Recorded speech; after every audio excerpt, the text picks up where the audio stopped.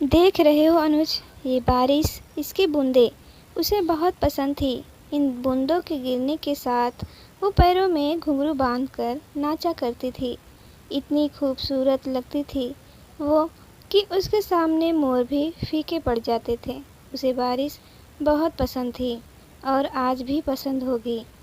आज इस बारिश के साथ उठने वाली मिट्टी की खुशबू फिर से उन दिनों में ले जाकर मुझे छोड़ आई है, जब हम बरसात के मौसम पर सड़क पर यूं ही घूमते हुए घर आते थे। ये बारिश भी बड़ी अजीब है। लोगों के लिए पानी है और मेरे लिए बरसते इश्क की कहानी है।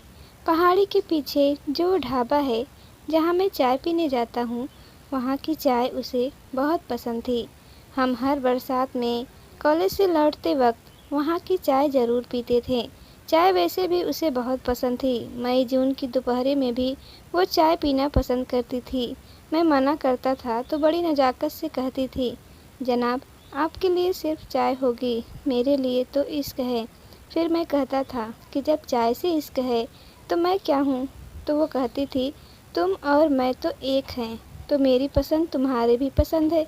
और ये बोलकर हंसने लगती थी। जानते हो, क्योंकि चाय मुझे कभी पसंद नहीं थी और ये बात वो जानती थी। हाँ, कभी कहा नहीं मैंने उससे, लेकिन उसे पता चल गया था। तुम्हें पता है, जिस दिन हमारी शादी तय हुई थी उस दिन भी ये बादल ऐसे ही ज़ोर से बरस रहे थे। हमारे साथ इन्होंने भी उस खुशी को महसूस किया था। यह भी हमारी खुशी में मेरी तारा की तरह झूम कर नाचे थे।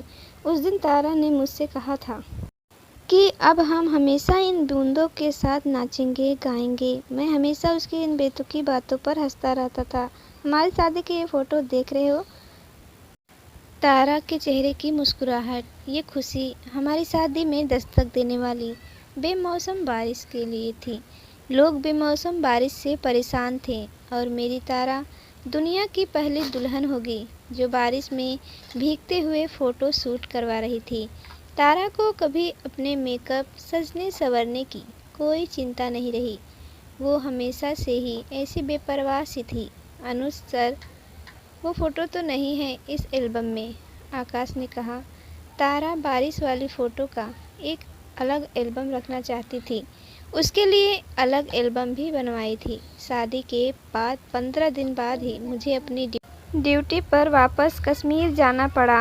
जब यह बात तारा को पता चली तो वो मुझसे बोली कि तुम फौजियों का काम छुट्टी के मामले में बड़ा ख़राब है, लेकिन ठीक है, जाओ, जल्दी आना। सबको बता दो कि तुम्हारे साथ रहने की बरसात में मैंने बुकिंग कर ली है, तो अपनी बारिश तुम यहीं बिताना मेरे साथ। शादी के पहले सावन में मुझे तुम्हारी छुट्टियां गिफ्ट में चाहिए। मैंने मुस्कुराते हुए कहा था, आपका हुक्म सर। आंखों पर तो वो हंसने लगी थी। जब मैं वापस जा रहा था तो उसने अपनी आंखों में बिखरी नमी को छुपा लिया था। उसकी आंखों से एक आंसू न गिरा। फिर मानसून आया और कश्मीर में बाढ़ आ गई और मेरी छुट्टियां कैंसिल हो गई। जब नैना को यह बात पता चली तो बहुत निराश हुई थी वो। उसे मेरे बिना सब कुछ अधूरा ही लगता था, लेकिन मैं क्या कर सकता था? नहीं आ पाया। मैं बाढ़ में फंसे लोगों की जान बचा रहा था।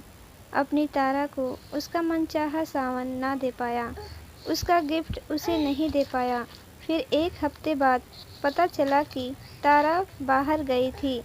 लैंड स्लाइड हुआ और तारा अपनी कार के साथ नदी में जा गिरी।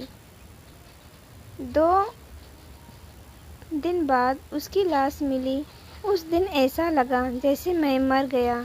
तब आया था मैं इस जगह जब मेरी तारा मुझे छोड़कर जा चुकी थी। तब मैं यहाँ से उसकी यादें समेटकर अपने साथ ले गया था। तब से हिम्मत नहीं हुई यहाँ आने की। अब 5 सालों बाद मेरी पोस्टिंग यहाँ हुई तो बहुत हिम्मत जुटाकर आया हूँ, लेकिन ऐसा लग रहा है कि मेरी तारा मेरे यहाँ आने से बहुत खुश है। मैं उसका साथ महसूस कर पा रहा हूँ। जो तब नहीं कर पाया वो अब कर दिया मैंने। अपनी तारा के शादी के पहले सावन का गिफ्ट दे दिया मैंने। अब हम साथ उस पहाड़ी तक घूमने जाएंगे।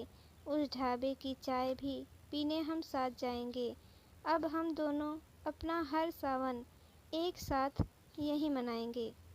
तो दोस्तों कहानी कैसी लगी? अच्छी लगी हो तो लाइक करिएगा और चैनल को